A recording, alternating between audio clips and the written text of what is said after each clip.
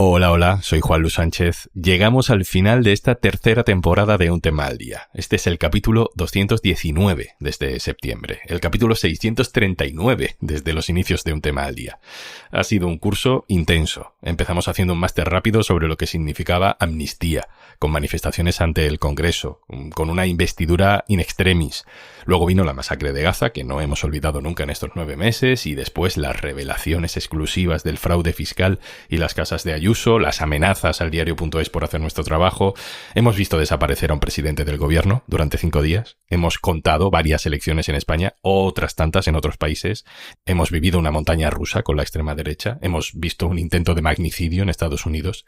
Pero también, y ya sabes que nos encanta, hemos hablado de otras cosas. De comuniones, de si leemos poco, de si bebemos mucho, de ancianos que viven en un cuarto sin ascensor. Hemos mezclado fútbol y música con política. Ya hacemos hasta entrevistas. Si hablamos de cifras, más de 1 millón de escuchas al mes, más de 120.000 suscriptores diarios en plataformas de audio. Todo esto es mucho más que el año pasado, así que gracias, seguimos creciendo. Y vamos a descansar. A partir del lunes, el equipo descansa y empezamos a preparar la nueva temporada. Volvemos el 2 de septiembre, pero no te dejamos colgado.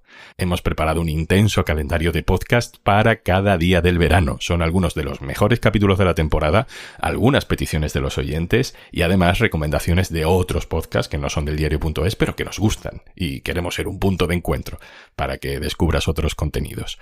Todo eso a partir del lunes. Hoy, para cerrar temporada, un capítulo especial, para que conozcas mejor cómo hacemos Un Tema al Día. Hace un par de meses coincidimos con otro podcast diario, un daily, como el nuestro, que también llevan 3 temporadas, también hablando de actualidad y de política cada día. Son colombianos, se llaman Huevos Revueltos con Política, y se nos ocurrió grabar un episodio conjunto para hacernos preguntas, para hablar sobre cómo es nuestro trabajo. Un poco de espionaje industrial, un poco terapia de grupo. Lo grabamos en directo en el Festival Iberoamericano Estación Podcast y ahí pues cuento algunas reflexiones, algunas anécdotas de la trastienda de Un Tema al Día. Gracias, muchas gracias por estar ahí. Capítulos nuevos el 2 de septiembre, pero a partir de este lunes nos seguimos escuchando. Un abrazo.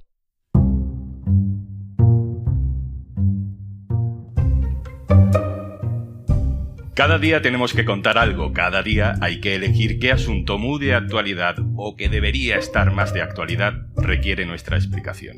Venimos de países diferentes, pero la receta es parecida.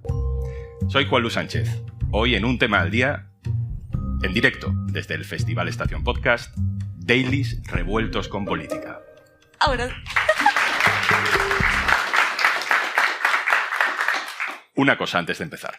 Tenemos una super oferta para ti. Por solo 3,25 € al mes puedes disfrutar de todos los contenidos de eldiario.es y Podimo. Y ahora, además, podrás ver antes que nadie las entrevistas de Un Tema al Día, que ya sabes, están en exclusiva en Podimo. Tienes todos los detalles en eldiario.es/promopodimo.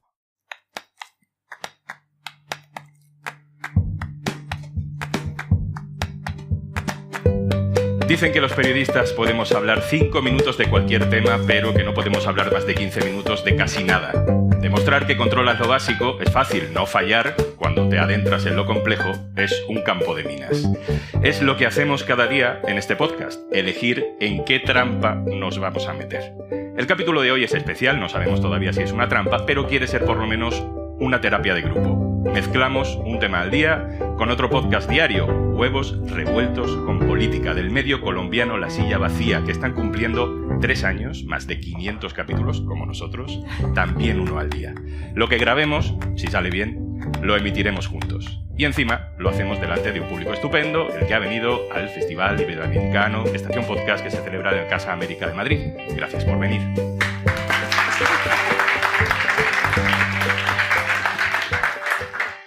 Tatiana Duque, directora de Huevos Revueltos con Política. Hola. Hola. Como esto es una mezcla de podcast, yo no sé si empiezas tú preguntando, empiezo yo. ¿Cómo lo hacemos? No, puedo empezar yo. Bueno, no hay ningún problema. Y primero decir que siempre quise decirle a Juan Luis Sánchez hola, obviamente. Siempre.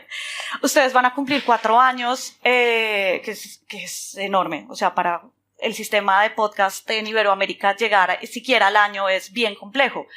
Pero mirando hacia atrás, cómo ha evolucionado ese primer episodio, qué ha evolucionado de aquí a esto. Yo creo que la idea sigue siendo la misma, ¿no? Esta idea de explicar todos los días un tema diferente, que tenga algo que ver con la actualidad política, pero que también tenga que ver algo con la sociedad, aunque no sea noticia. Claro, me preguntas por el primer capítulo, en nuestro caso teníamos una cosa preparada y la noche antes la tuvimos que tumbar y preparar otra, porque cosas que pasan, hizo erupción un volcán en España. Entonces dijimos, no vamos a salir nosotros con un debate sobre el periodismo maravilloso, sino que tuvimos que preparar ahí cosas.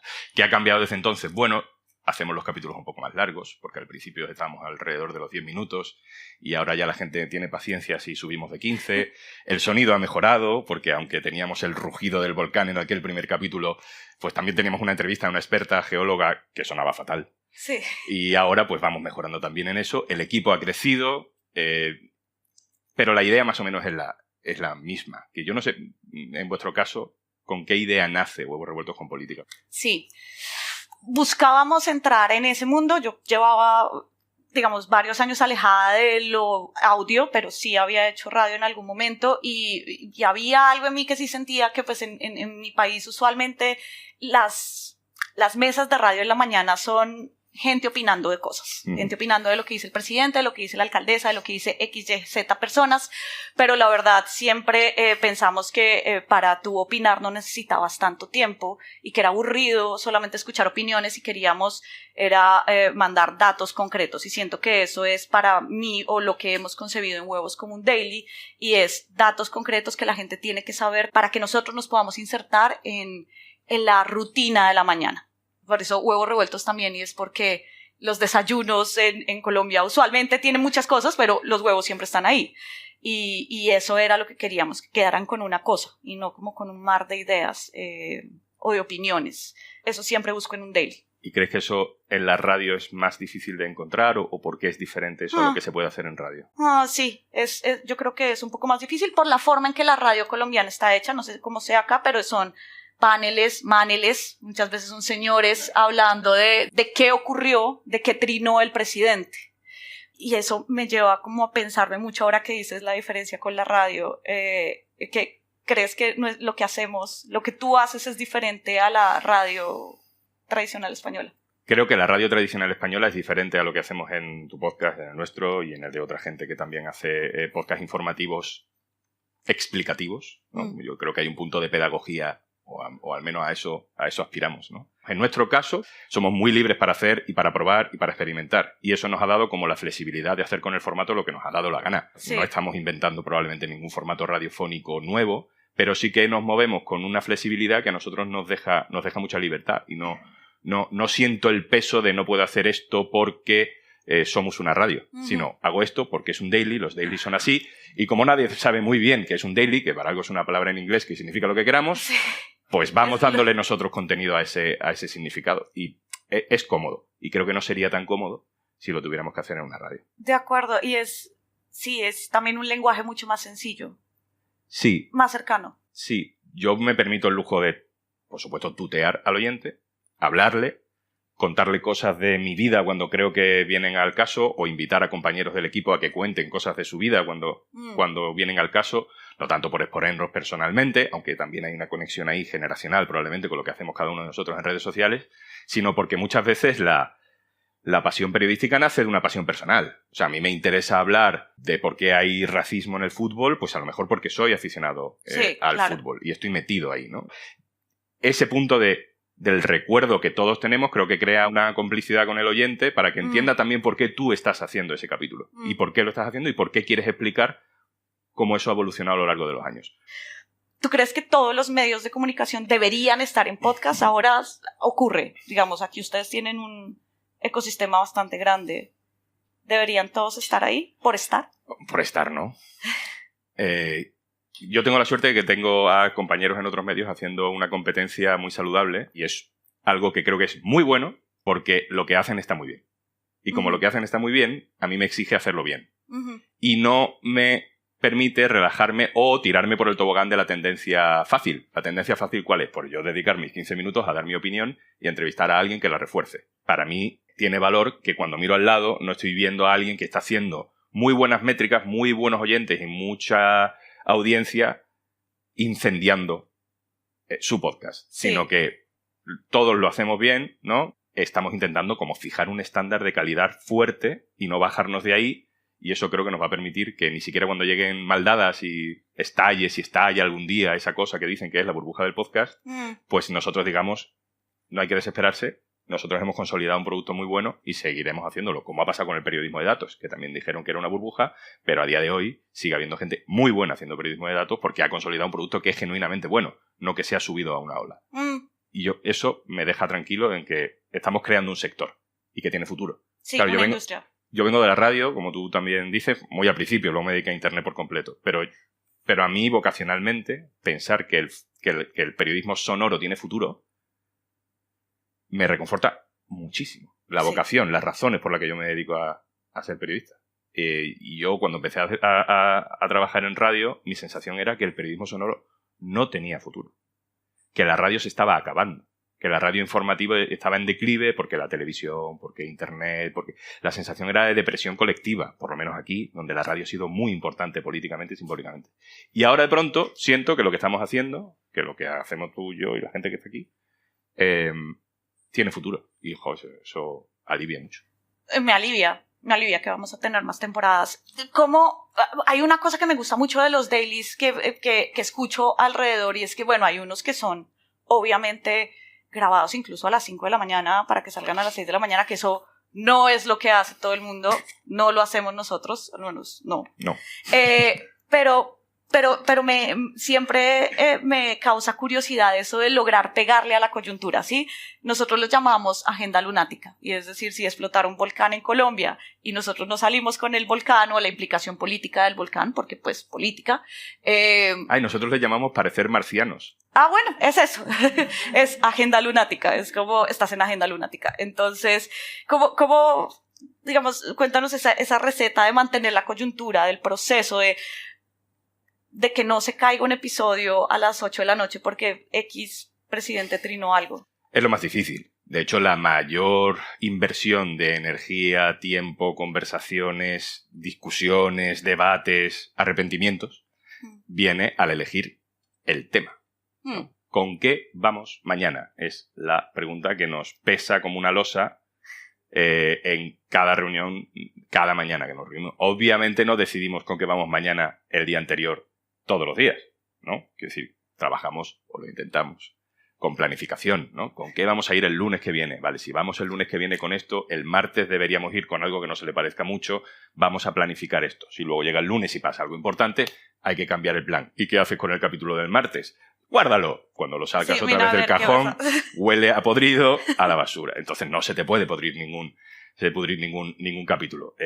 Ese equilibrio entre mantener una planificación y no acomodarte en la planificación, sino ser reactivo a las cosas importantes que puedan pasar, es lo verdaderamente complicado. Y luego pues está sujeto a una esclavitud también de los tiempos, ¿no? Es decir, que te exige un deadline diario, te deja poco tiempo para reaccionar realmente a las complicaciones. Para nosotros, la idea es hacer temas que, al ser explicativos, no caduquen aunque haya una última hora. Es decir, si yo tengo que explicar la crisis diplomática entre España y Argentina, tengo un posible problema, y es que si yo dejo esto grabado a las 8 de la tarde, en todo lo que anochece en España y amanece, y sigue transcurriendo el día en Argentina, Javier Milei siga diciendo barbaridades. Es bastante probable, de hecho, que suceda. Es muy probable. Entonces yo no voy a tener el último corte de la última barbaridad de Milei. Por lo tanto, no puedo centrar mi capítulo en decir las barbaridades que ha dicho Milei ayer. Porque, entonces, para que no me caduque, lo que hago es un capítulo, que creo además que es más útil periodísticamente, sobre qué consecuencias puede tener, qué significa esto, por qué lo hace, cómo lo hace, tiene que visitar Moncloa, no la tiene que visitar si visita a un jefe de Estado un país extranjero, en este caso España. Ahí es donde creo que somos útiles para que haya pasado más o menos lo que haya pasado en las últimas 12 horas o en las siguientes 12 horas, porque la gente no siempre lo escucha a primera hora de la mañana, el podcast siga teniendo validez, ¿no? Y ahí pues hacemos cosas que se queman antes y que caducan a las 4 horas de haberlas publicado, ¿no? Y hay otras cosas que podemos reponerlas en verano 6 meses después porque son temas más antropológicos, perdón por la pretensión, o sea, como más de análisis social, Pues por ejemplo, porque la gente joven no quiere llamar por teléfono, le da aversión a hablar por teléfono y prefiere mandarse notas de voz, que hemos hecho capítulos sobre eso, ¿no? En vuestro caso, ¿cómo es el proceso? O sea, tenéis una reunión por la mañana, decidís el tema, tiráis, no mires a tu equipo, que no te van a desmentir que no tiene micrófono. Todos los días arrancan con un chat de Fernando Cruz, que es el productor de Huevos, que dice, ¿y qué vamos a hacer hoy? Sí. Y bueno, sí tenemos una planificación, pero el presidente de mi país trina mucho, manda desde ahí, su principal medio de comunicación es Twitter y ocurren muchas cosas en medio de eso. Nos ha pasado, por ejemplo, que tenemos un capítulo precioso sobre la forma en que el poder del fútbol se mete en términos políticos y sociales a cambiar una ciudad como en el Real Cartagena, en Cartagena, Colombia, que va en la B, no sé qué, y es precioso, y el presidente a las 8 de la noche decide tumbar a su gabinete. Entonces, volvemos a empezar. Pero cuando hacéis análisis de las audiencias, ¿qué es lo que a la gente le llama más la atención? Según las métricas. Tener a Petro en el titular siempre llama mucho la atención, eso nos bota así completamente, pero siento también que es muy curioso porque siento también que la audiencia, en ese caso, cuando busca eso, también está buscando algo muy reactivo, ¿no? Entonces, claro, ustedes en comentarios de YouTube, que recomiendo fuertemente no los lean, porque a veces es muy difícil, pero siento que sí se busca, por un lado, el detrás de cámaras. Entender y esa fascinación que tienen los geeks de la política como nosotros, de entender las razones por la cual el tren del pensamiento de un presidente hace esto, me parece que eso es una forma de avanzar enormemente. Como en el círculo del presidente, ¿quién le está hablando? ¿Qué están diciendo? ¿Por qué se tomaron estas decisiones? Me parece que es muy difícil ahora también porque los presidentes son cada vez más cerrados y en unos círculos más pequeños y periodísticamente es difícil entrar, pero siento que es mucho más rico y no quedar en el campo de la especulación de pues sí, de empezar a criticarlo por criticarlo. Pero también hay una parte de la audiencia que va porque quiere molestarse y quiere sentirse como, no sé, como con argumentos para seguir criticando o no hacerlo. Sí, hay como ideas que la gente reacciona rápidamente, ¿no? Evidentemente, en el caso de España es que la política, digamos, del Partido Popular que más poder tiene en España es Ayuso. Lo que pasa es que, claro, luego también el diario.es hace grandes investigaciones alrededor de ese poder, ¿no? Y entonces es periodísticamente muy interesante pues entrar en según qué temas. Pero fíjate, yo tengo como una teoría que a nosotros nos sirve como para no perder la cabeza tampoco, ¿no? Aunque la curva de la analítica te diga que si haces determinados temas muy calientes de actualidad, la respuesta de la gente es muy buena, hay dos cosas importantes. Que mucha gente te escuche, pero sobre todo que mañana vuelvan. Exacto.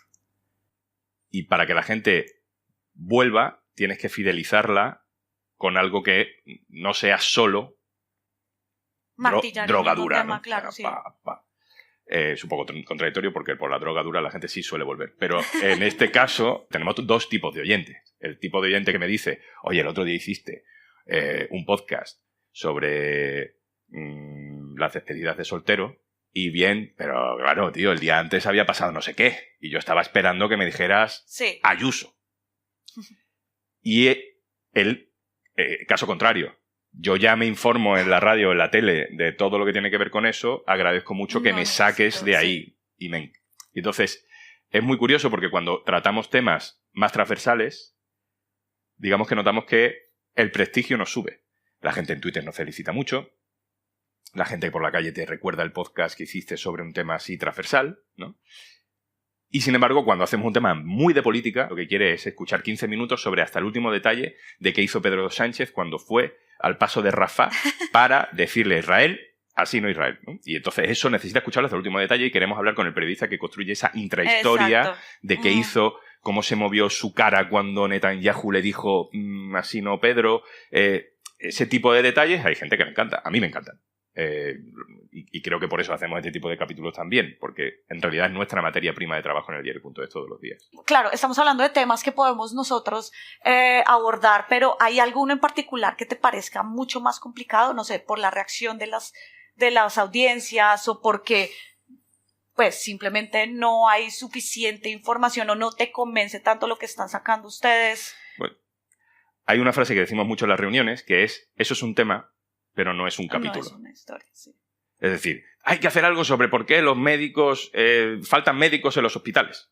Muy bien. 15 minutos o 20 minutos. ¿Qué pinta tiene eso? ¿Con quién vamos a hablar? ¿Con un médico del sindicato asociado de médicos que nos diga lo que ya hemos escuchado desafortunadamente muchas veces? No sé si eso va a cumplir con la misión que tenemos, que es dar claves nuevas a la gente de lo que está pasando. Porque digamos que al oyente de Un Tema al Día no hace falta convencerle de que la sanidad pública es importante. Sí. Lo que le tienes que dar es claves de análisis para entender matices, para poder entrar incluso en debate con su entorno o conocer historias diferentes. Bueno, ¿cómo hemos intentado hacer ese tema? Pues un día me fui a una sala de urgencias y grabé el capítulo desde la sala de urgencias de un hospital completamente atestado de gente. Yo allí con mi micrófono y tal. ¿No salió muy bien? Pues no salió normalito. Pero, bueno, estaba grabado en ese entorno que por lo menos le da un toque narrativo diferente al capítulo que estás haciendo. Pero tienes que pensar en algo, ¿no? ¿Ese es el lugar más raro donde has grabado un episodio? No. Dame un top 3. 1, la sala de... 3, la sala de urgencias de un hospital. Ajá. 2, la habitación de un hospital. Ok. Y 1, la mezquita del aeropuerto de Bruselas. Pues tenía moqueta. Ah, ok. Entonces para la reverberación pues venía muy bien. Funcionaba bastante. Tenía que grabar de nuevo unas locuciones de un capítulo que no sonaba bien, había que repetir unas locuciones porque había preguntas que no... había que cambiar cosas de un capítulo. Y entonces yo, que llevaba el micro en la maleta en un viaje de trabajo, ¿dónde grabo? Pues me pongo en un rincón abandonado del aeropuerto cualquiera, me pongo a grabar y mis compañeros, Marcos, Carmen y Zaco, me dicen, esto suena como un eco que flipas. O sea, no, hay que buscar otro sitio. Me pongo a dar vueltas y de pronto veo una sala acolchadita, con moqueta, con alfombra, no quiero ser irrespetuoso, un sitio, pues eso, muy bien acolchado. Y allí que me senté, saqué mi maleta, saqué mi micrófono, un montón de cables de por medio, y apareció evidentemente una persona de seguridad preguntándome que dónde iba yo sacando qué cosas de una mochila en ese lugar. Y bueno, me dejó grabar, porque acepto mis implicaciones. Y ese es el lugar, yo creo, más tenso. Creo que esas cosas como que, digamos, mirando hacia adelante, qué es lo que viene de aquí en adelante con los podcasts, sobre todo diarios, qué es lo que hacemos es también perderle el miedo a embarrarnos, ¿sí? Embarrar un poquito el sonido, pero sí, como de perderle un poquito el miedo a lo que no sonó tan chévere, no sonó tan bien. Ahora, eso sí, yo soy pues una purista y no acepto entrevistas por Meets, ese tipo de cosas, pero... Yo sí. ¿Sí? ¿Ya lo haces? Sí, porque el nivel de producto... Bueno, ya lo hicimos desde el primer momento. Y creo que aquí puede atestiguar parte de la competencia que durante un tiempo se resistió a hacerlo. Yo lo hice desde el primer día y acabas viendo cómo los demás lo acaban haciendo.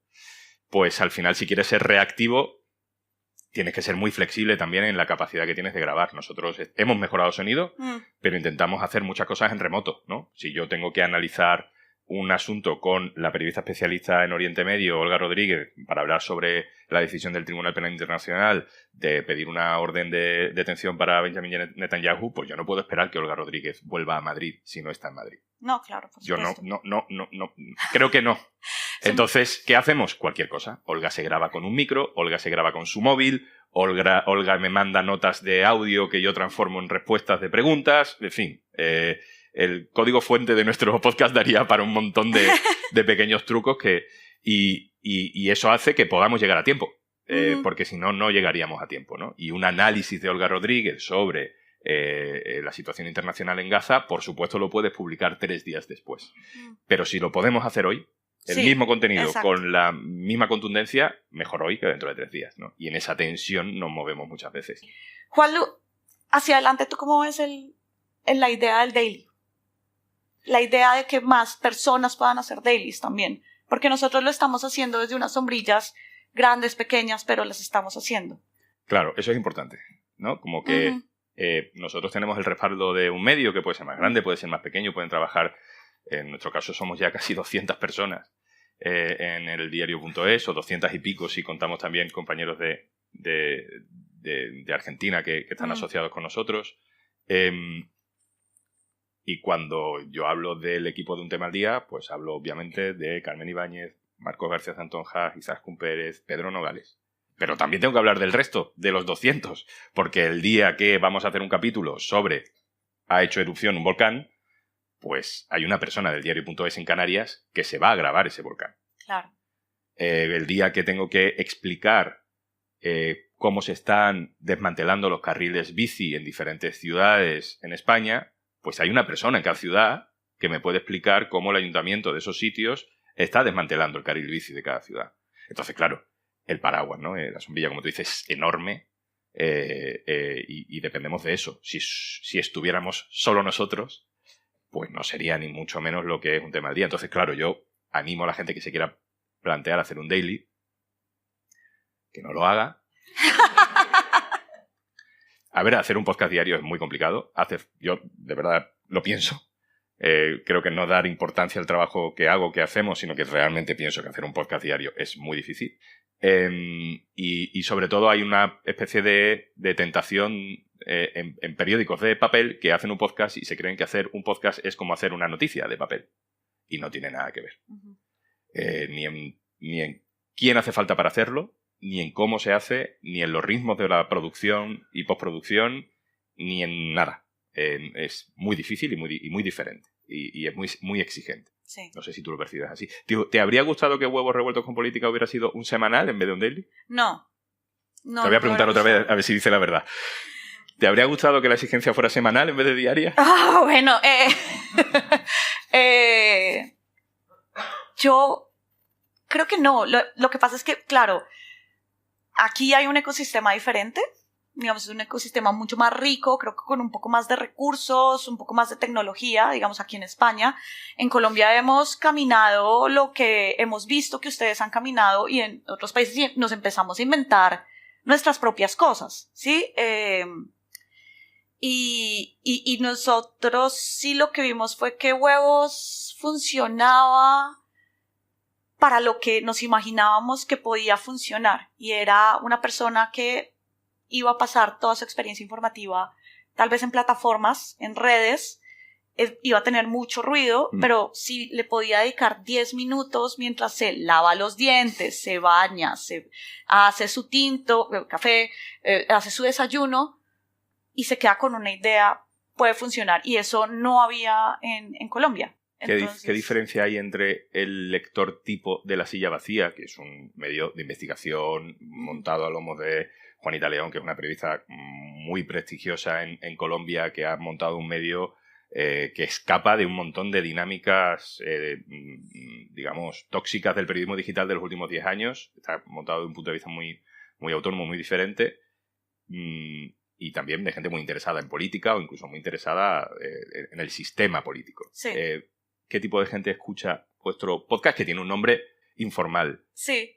¿Hay cambio generacional? ¿Hay cambio de sesgo de montón. género? ¿Hay...? Un montón. Digamos, la persona que lee usualmente La Silla es una persona que abre su laptop, su celular, la mayoría nos leen por celular, y lasillavacía.com. La persona que empezó a escuchar Huevos es porque escuchó que alguien más le contaba de Huevos Revueltos. Entonces, eso yo creo que ya marca un diferenciador. Es una persona que siempre está, y muchos son muy urbanos, la mayoría pueden ser hombres, son gente muy joven que pasa toda su experiencia en plataformas, no se meten a buscar un medio de comunicación. Una cosa que sí está en nuestro núcleo de cómo contamos y explicamos la política es, en mi país durante décadas se ha matado por política. Lo que queremos nosotros, al menos en 10 minutos, usted no tiene que matarse ni absolutamente nada y puede estar en desacuerdo con los datos que estamos presentando, pero si se queda con una cosa y va y le dice a alguien más, oiga, escuché esto, ahí ya ganamos. Y eso creo que es lo más valioso. Es súper importante en un país como el vuestro que haya periodismo de ese tipo más sosegado, ¿no? Y ahí hay un punto también que conecta con la hostilidad de las redes sociales. Yo creo que yo al menos me considero parte de una generación súper enganchada a las redes sociales. Yo he crecido ahí periodísticamente. Que de pronto hemos sentido ya como una saturación de lo que estaba pasando ahí. Sí. Y como que nos hemos intentado replegar a otro sitio. Y en ese otro sitio han aparecido los boletines electrónicos, los podcasts y esos formatos intermedios que tienen un principio y un fin, que muchas veces se concentran en un tema o en una temática o que te explican las cosas de una manera un poco más sosegada, de pronto te dan como una calma mental para poder analizar la actualidad sin necesidad de estar metido en el barullo constante de Twitter o metido en el barullo constante de lo que es la actualización de una portada de página web. A mí eso creo que generacionalmente también tiene sentido, ¿no? Nosotros en Spotify que tenemos siempre ahí estamos en lo más arriba de los rankings y tal, y te pones a ver qué escucha la gente que escucha un tema al día. Sí. Y claro, si a lo mejor al socio medio del diario.es, que es gente con una cierta edad, que tiene un cierto recorrido en la vida como para saber que por el periodismo hay que pagar, porque si no alguien pagará porque le obedezca, pues los socios del diario.es es gente con una cierta edad. Y sin embargo, los oyentes de un tema al día, pues lo que escuchan en Spotify es Zetangana, Rosalía, Taylor Swift. Y eso te da un poco... También, ¿quién no? Sí, bueno, yo creo que en la lista de Spotify del lector medio de información política que paga suscripciones de un periódico tiende más a Serrat que a Zetangana. Y eso no es malo. Gracias por pagar. Nosotros lo que estamos haciendo es acompañar a los de Zetangana para que cuando Zetangana se retire, pues esa gente sean socios y socias del diario.es, ¿no? Muchas gracias por pasar por acá. Gracias a ti.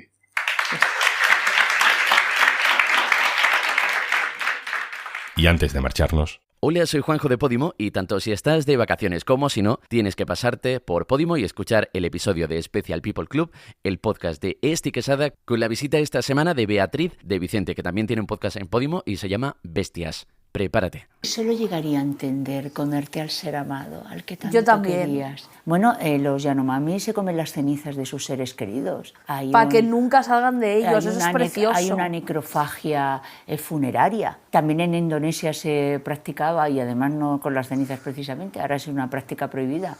Y hasta aquí. Descubre completo Special People Club y un montón de podcasts y audiolibros, porque además tienes una promo de 3,25 euros al mes para que disfrutes de todos los contenidos de eldiario.es y también de Podimo, solo si entras en este enlace, eldiario.es/promo Podimo. Esto es Un Tema al Día, el podcast del diario.es. Si te gusta lo que hacemos, necesitamos tu apoyo. Hazte socio, hazte socia del diario.es en eldiario.es/socio. El podcast lo producen Carmen Ibáñez, Marcos García Santonja e Izaskun Pérez. El montaje es de Pedro Nogales. Yo soy Juan Luis Sánchez. El lunes, otro tema.